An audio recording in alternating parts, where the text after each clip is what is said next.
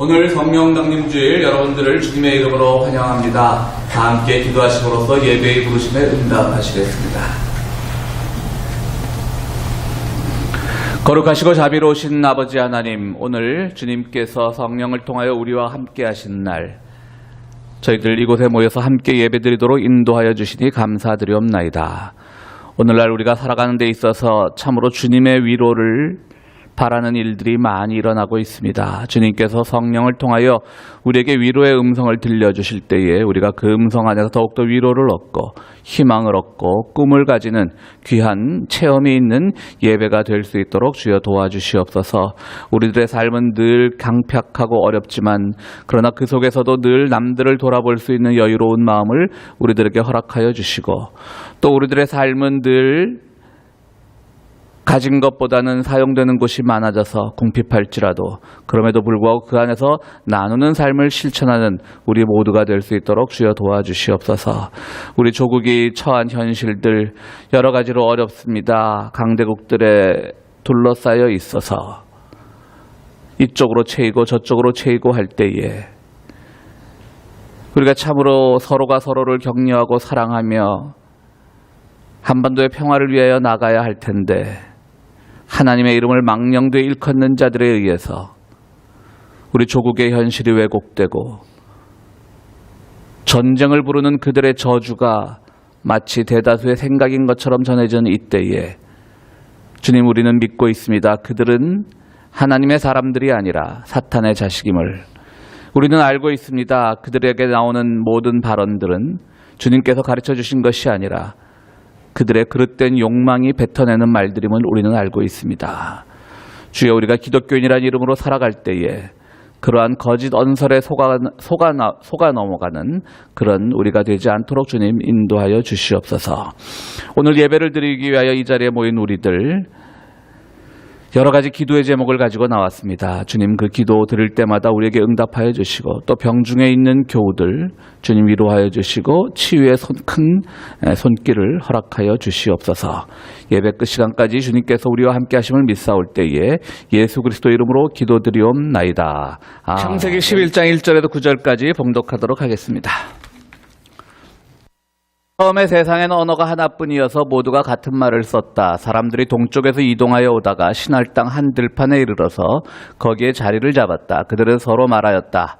자, 벽돌을 빚어서 단단히 구워내자. 사람들은 돌 대신에 벽돌을 쓰고 흙 대신에 역청을 썼다. 그들은 또 말하였다. 자, 도시를 세우고 그 안에 탑을 쌓고서 탑 꼭대기가 하늘에 닿게 하여 우리의 이름을 날리고 온 땅 위에 흩어지지 않게 하자. 주님께서 사람들이 짓고 있는 도시와 탑을 보려고 내려오셨다. 주님께서 말씀하셨다. 보아라, 만일 사람들이 같은 말을 쓰는 한 백성으로서 이런 일을 하기 시작하였으니 이제 그들은 하고자 하는 것은 무엇이든지 하지 못할 일이 없을 것이다. 자, 우리가 내려가서 그들이 거기에서 하는 말을 뒤섞어서 그들이 서로 알아듣지 못하게 하자. 주님께서 거기에서 그들을 온 땅으로 흩으셨다. 그래서 그들은 도시 세우는 일을 그만두었다. 주님께서 거기에서 온 세상의 말을 뒤섞으셨다고 하여 사람들은 그곳의 이름을 바벨이라고 한다. 주님께서 거기에서 사람들을 온 땅에 흩으셨다. 아멘. 이번에 칸 영화제에서 황금 종려상을 받은 봉준호 감독의 기생충이란 영화는 우리가 미국엔 아직 들어오지 않았지만 익히 신문지상을 통해서 알고 있을 것이라고 생각이 됩니다. 그 상을 대상으로 선정한 그 심사위원들, 그 심사위원장인 분이 누구냐면 알레한드로 곤잘레스 이라나투라고 하는 멕시코 태생의 감독입니다. 그분은 여러 가지 좀 의미 있는 영화들을 많이 만드는 감독으로 유명한 분인데요. 그분이 이제 그분 혼자만의 결정은 아니었겠지만 그분이 심사위원장으로 있으면서 우리 영화 기생충을 황금 종려상을 받게끔 했던 분입니다. 그 곤잘레스 감독의 대표작으로는 21g 아주 가벼운 무게죠. 그러니까 사람의 영혼의 무게, 사랑의 무게 혹은 죄책감의 무게가 과연 얼마나 되는지라고 하는 그 21g이라는 유명한 영화도 있고요. 가장 최근에 만들어진 유명한 영화로는 바벨, 즉 오늘 우리 바벨탑 이야기가 성경 본문인데요. 바벨이라는 영화가 있습니다. 혹시 또 이 영화를 소개하면 우리 길동무에서 그거 봅시다 할지도 모르는데요.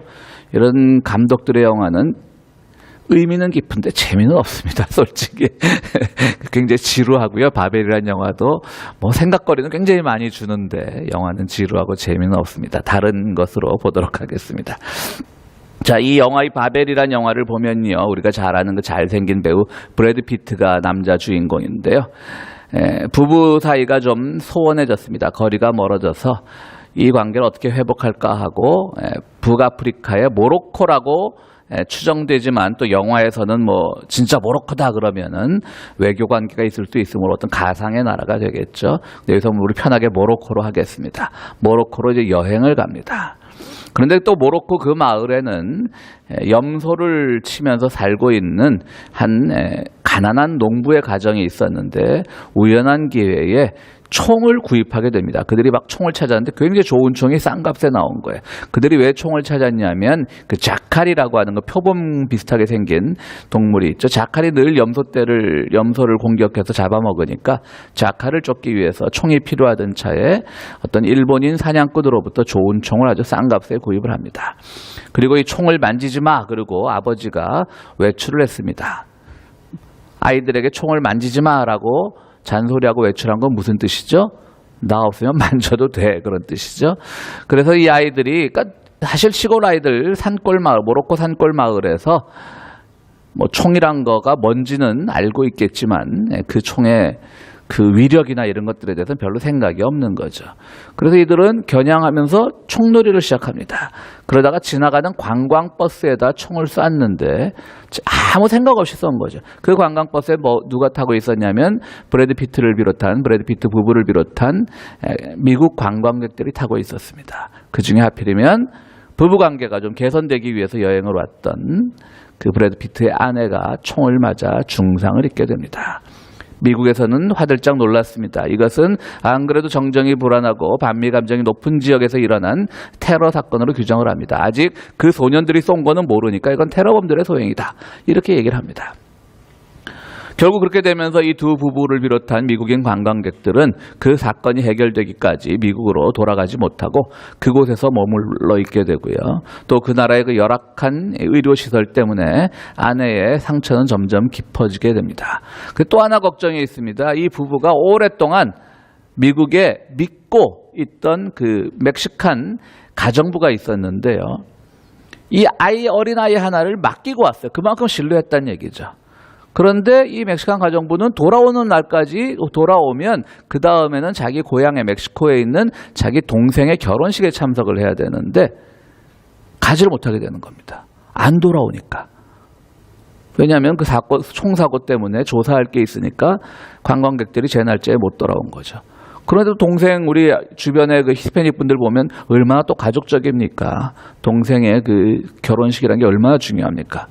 어떡하겠어요? 어린애를 집안에 혼자 남겨두고 갈 수는 없고 아이를 데리고 갑니다. 하필 근데 이 멕시코 가정부는 또 서류 미비자였습니다. 우여곡절 끝에 가고 다시 들어오지 못합니다. 거기서 아이는 혼자 버려지고요. 막 부모들은 집에 전화해보니까 전화 안 되죠. 황당하겠죠. 거기에 또 뭐 그 모로코의 경찰들하고는 말이 안 통하죠. 막 거기다 갑자기 일본 사람은 왜 튀어나오냐고요. 그 나중에 막 보니까 일본인 사냥객으로부터 총을 산 사람이에요.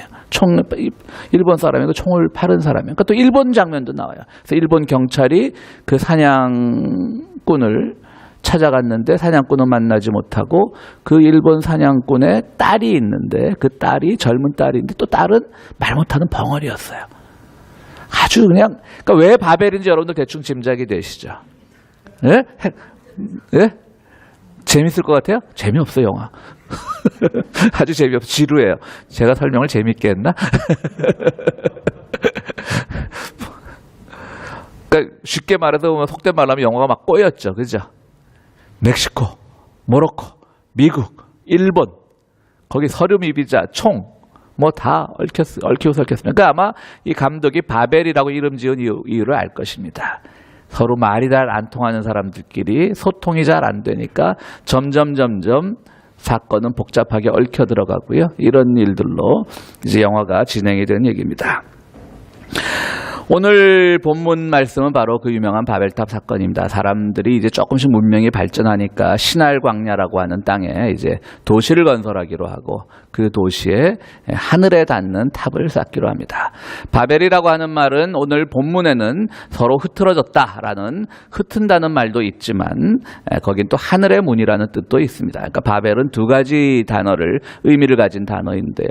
그러니까 그야말로 하늘의 문을 쌓기 위해서 하늘에 닿기 위해서 바벨탑을 쌓아 올립니다.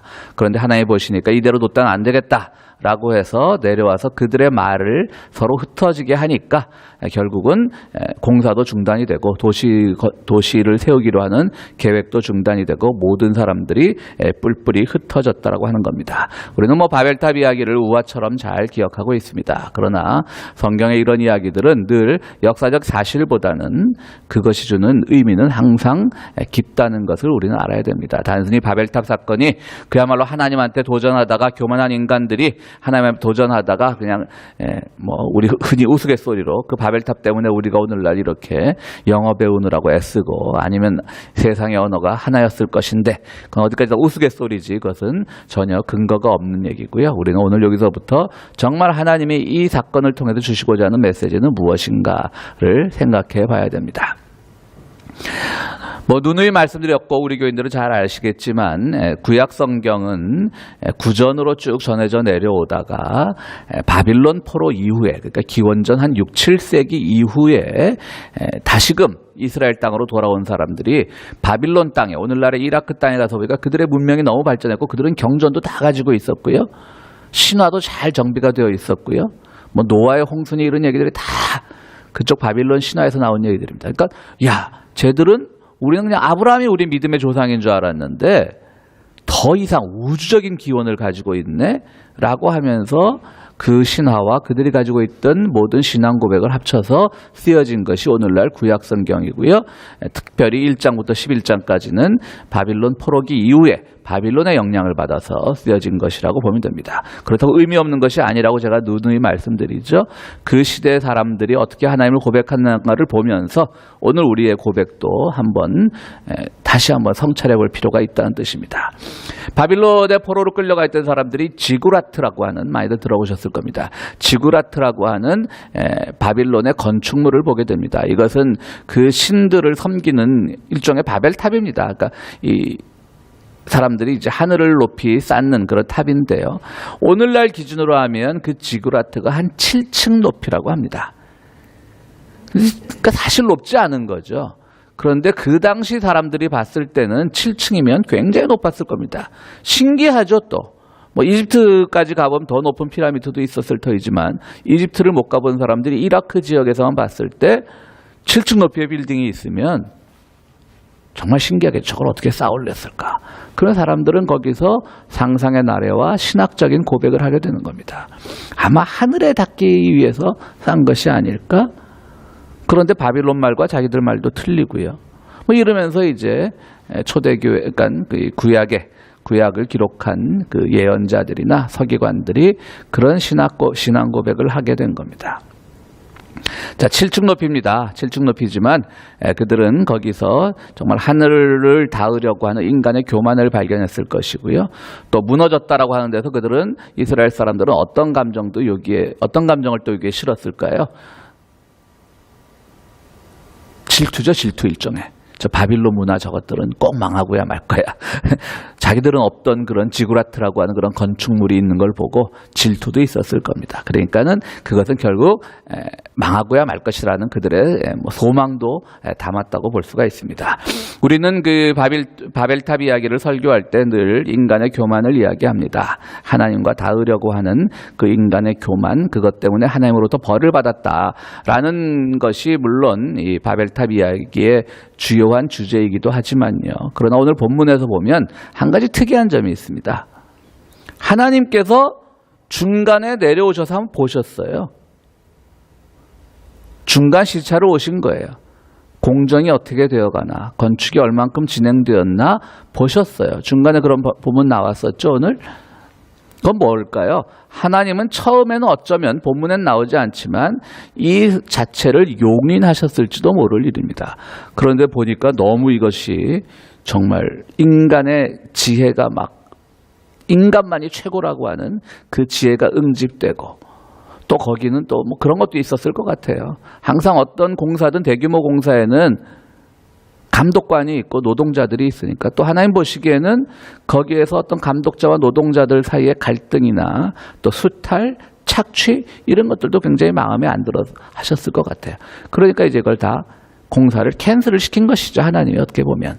근데 방법이 없으니까 야 서로 말 다르게 해서 쟤들 뭐 전혀 소통이 안 돼가지고 자기들끼리 뭐 어릴 때 제가 초등학교 때 주일학교에서 이 바벨탑 사건 같은 거 만화로 된 성경 이야기 보면 뭐 감독관이 야 벽돌 가져와 그러는데 노동자는 못을 가져오고 막 그런 만화를 보았던 기억이 나는데 그런 식으로 소통이 안 되었다라고 하는 겁니다. 그러니까 이것은 뭐 하나님께서 어느 정도 용인을 했다가 인간의 지혜가 너무 커지니까 하나님께서 중단을 시킨 그런 사건으로 보는 것이 옳습니다. 그러면 사람들은 왜 하늘에 닿으려고 했을까요? 교만도 있겠지만요. 저는 이렇게 생각을 해봅니다. 하나님을 보다 더 잘 알고 싶어서 하나님께 가까이 가고 싶어서 그러니까 그 첫 번째 그들의 의도는 좋았던 것이라고도 볼 수가 있습니다. 그러니까 하나님께서도 처음엔 용인을 하셨겠죠. 고대인들의 생각은 하나님은 저 높은 하늘에 계시는 거예요. 근데 그 하나님께 조금 더 가까이 가고 싶어. 그러면 그 하나님의 진리의 세계가 뭔지를 알고 싶어.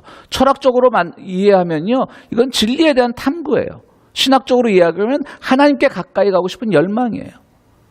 의도는 참 좋았어요. 진리를 저 하늘 끝에는 왜 자기들 안에 진리가 있다라는 생각까지 못했고 뭐 플라톤의 이데아라는 거 잘 아시죠? 플라톤의 이데아처럼 어떤 진리의 근원은 저 하늘에 우리가 알 수 없는 형태로 존재하는 이데아 같은 것이다. 그런 생각이 있으니까 하늘 가서 보고 싶은 거예요. 그 하나님의 진리라고 하는 것이 무엇일까? 진리 덩어리가 무엇일까? 그리고 하나님을 직접 뵈면 얼마나 좋을까? 뭐 이런 생각들이 가득 찼던 거예요. 그러니까 바벨탑을요, 우리가 너무 처음부터 교만이라고만 풀이하기는 좀 그렇습니다. 인간들이 정말 하나님을 알고 싶고 하나님께 가까이 가고 싶었던 그러한 마음이 그들에게 가득 차 있었던 것입니다. 그러나 하나님은 그것을 용납하지 않으셨던 것입니다. 왜 그랬을까요? 결국 그거는 하나님께서 용납하시지 않은 이유는 말씀드렸듯이 그들에게 있어서 이미 그들은 소통의 부재가 일어나고 있다고 봤기 때문입니다. 하나님을 알고 싶었던 순수한 욕망들, 하나님께 가까이 가고 싶었던 그 순수함들이 무너지면서 그 안에는 온갖 착취와 수탈이 있었을 수 있고요. 그건 이미 소통이 안 된다는 얘기죠. 다시 한번 뭐 영화 기생충 얘기를 하자면 미국에는 뭐 10월 달이나 들어온다 그래요. 그러니까 우리는 뭐 그 전에 다 볼 것 같아요. 근데 요즘은 어둠의 경로란 게 있어서 그리고 뭐 이미 저는 뭐 몇 명이 쓴 그 리뷰 영화 평을 보니까 어떤 내용인지 다 알겠더라고요. 그래서 근데 그 기생충이란 영화도 사실은 그 계급 간의 소통의 부재거든요. 거기에 보면 사랑이란 단어, 영화 기생충에 보면 사랑이란 단어 또는 음식 냄새라고 하는 그런 것들이 중요한 화두로 등장을 하는데요. 꼭 제가 본 것 같지만 저도 안 봤습니다. 사랑이라는 단어가 부자들과 가난한 사람들이 다르게 쓰는 거예요. 그러니까 예를 들어서 송강호라는 배우가 부자인 이성균이라는 배우의 운전기사를 하는데 그 운전기사, 그러니까 사장의 부부 이야기를 기사가 우리 부부도 그런 경우가 있는데요 라고 하니까 사장이 불쾌해하는 겁니다. 무슨 의미인지 아시겠죠? 어디 너희들이 나누는 사랑의 방식과 우리가 나누는 사랑의 방식을 똑같이 말하느냐라고 해서 불쾌하고 그 다음부터는 네 몸에서는 이상한 냄새가 난다고 그 사장이 얘기를 한다는 겁니다. 굉장히 점잖은 사람들인데도 넘지 말아야 될 선을 넘지 말라고 하는 그런 게 있습니다. 그러니까 바벨탑 사건을 보면 바로 그런 거예요. 다시 영화 바벨로 돌아가면요. 총이란 걸 보면요. 아이들한테 그 모로코 산간 지역에서 염소를 키우는 가정의 어린 아이들한테는 사실 총이라는 게 남들을 죽이는 건 줄 알았지만 그게 위력 있는 건지 몰랐어요. 자칼이나 잡으려고 있는 건 줄 알고 장난삼아 전쟁놀이 하듯이 지나가는 관광버스에 저 멀리 있는 관광버스. 그러니까 그 아이들 사고방식으로는 상상력으로는 그까지 총알이 날아가리라고도 생각도 못했던 거죠. 근데 그게 정말 재수없게 관광객이 맞아버린 거예요. 그 아이들에게 총은 장난감이었어요. 근데 미국 사람들에게 총은 폭력의 상징이고요. 테러, 무조건 총이 나오면 테러인 거예요.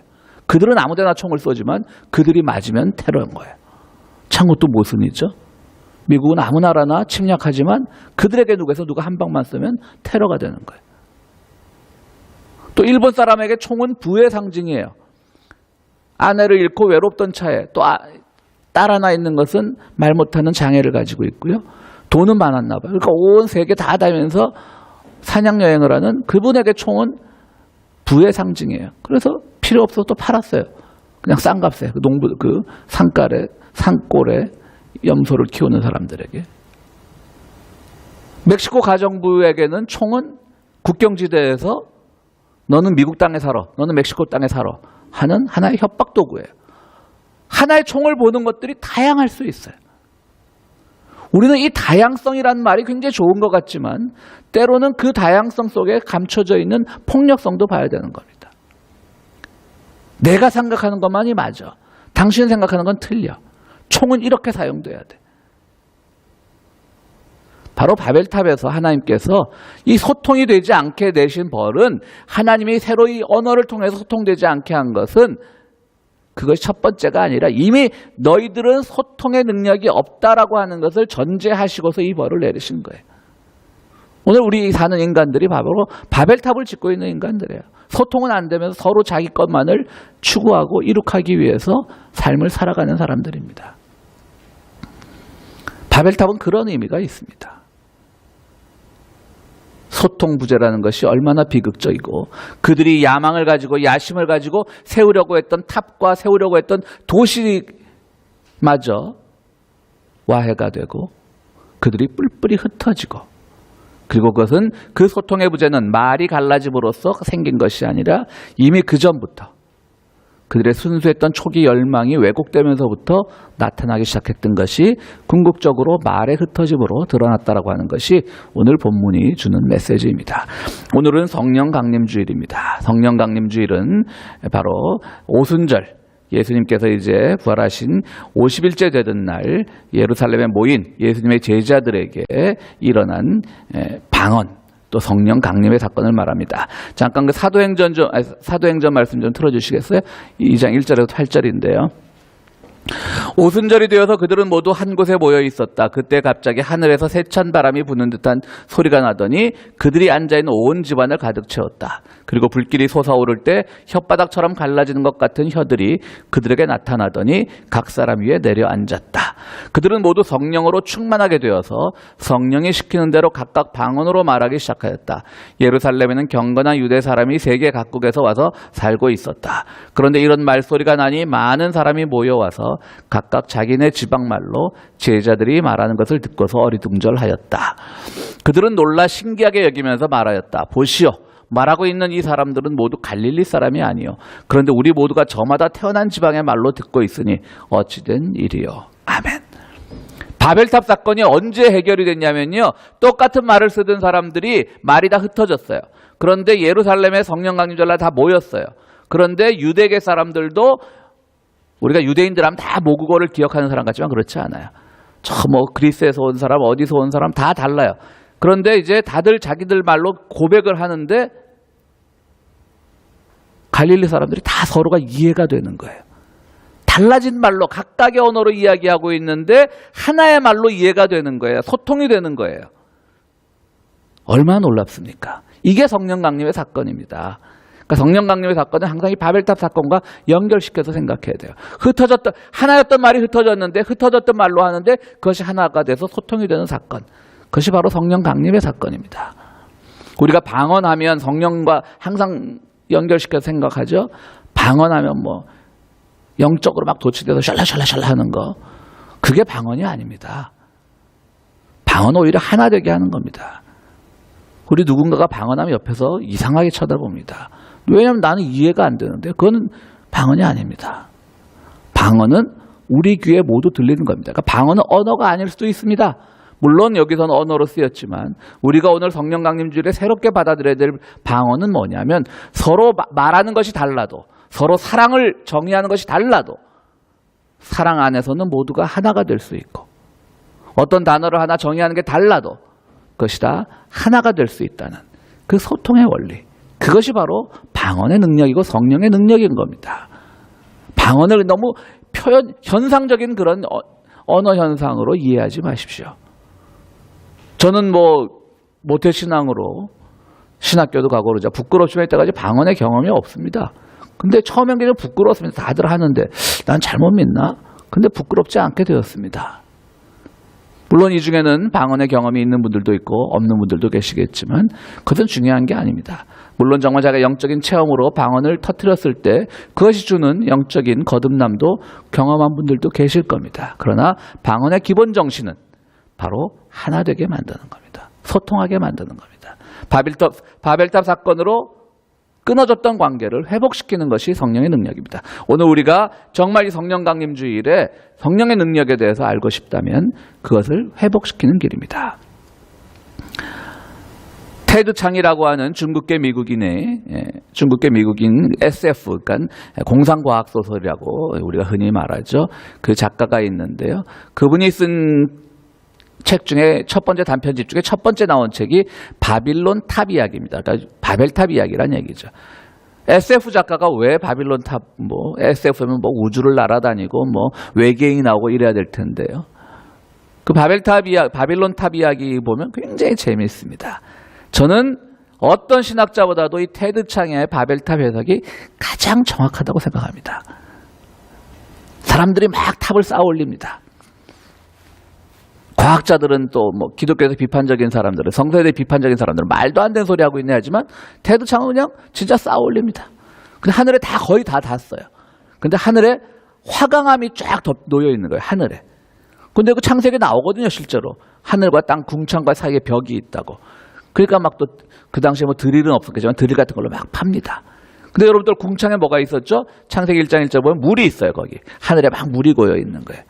그러니까 하늘에서 맨날 비가 오니까 고대인들은 하늘에 거대한 물 저장 창고가 있었다고 본 거겠죠. 그래갖고 정말 고생해서 하늘에 닿았어요. 그 화강암을 막 뚫었어요. 테드창 소설 내용입니다. 그런데 뚫다 보니까 물이 있는 걸 생각을 못했던 거예요. 물이 쏟아지기 시작했어요. 몇십 년 걸쳐서 탑을 쌓고 올라가는데 사람들이 다 쓸려 내려왔어요. 그런데 내려온 다음에 그들이 경험한 건 뭐냐면요.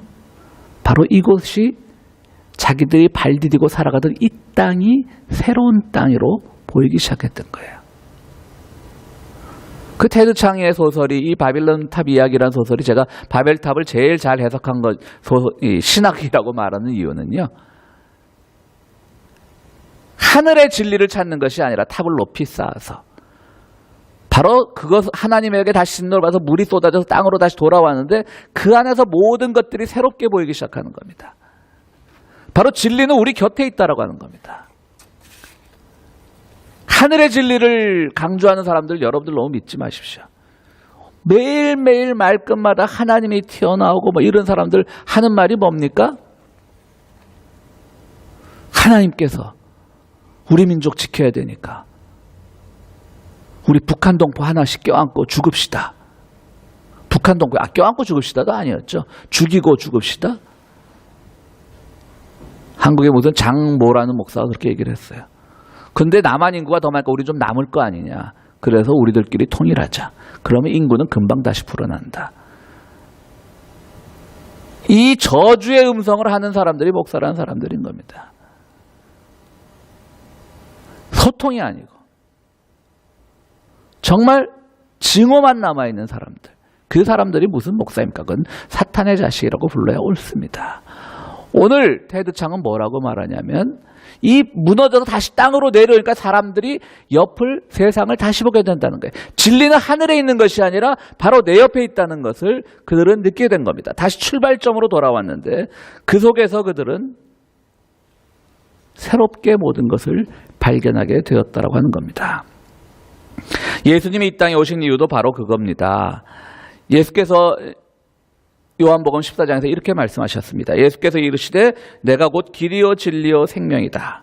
나로 말미암지는 않고는 아버지로 갈 자가 없느니라. 무슨 말입니까? 예수님이 진리이긴 진리인데 나는 길이요 진리요 생명이라고 말씀하셨습니다. 진리는 고정된 게 아니라고 하는 말입니다. 그 진리의 이미지는 우리가 늘 걷는 길의 이미지가 맞닿아 있습니다. 진리를 고정불변의 것으로 보면 우리의 신앙도 고정불변의 것이 됩니다.